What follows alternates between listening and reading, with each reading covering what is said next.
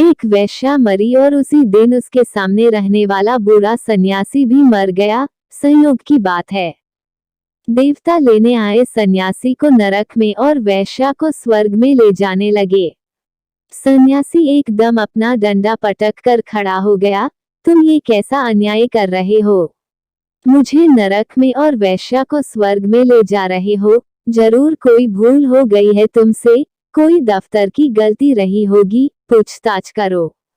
मेरे नाम आया होगा स्वर्ग का संदेश और इसके नाम नरक का।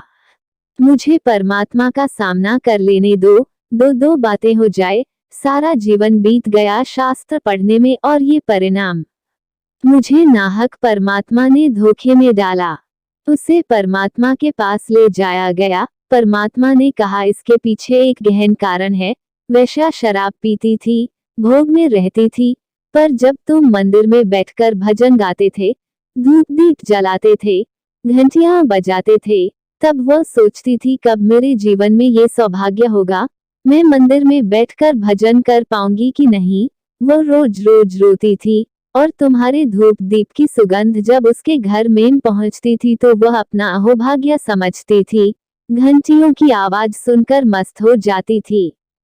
लेकिन तुम्हारा मन पूजा पाठ करते हुए भी यही सोचता कि वेश्या है तो सुंदर, पर वहां तक कैसे पहुंचा जाए। तुम हिम्मत नहीं जुटा पाए, तुम्हारी प्रतिष्ठा अड़े आई, गांव भर के लोग तुम्हें सन्यासी मानते थे।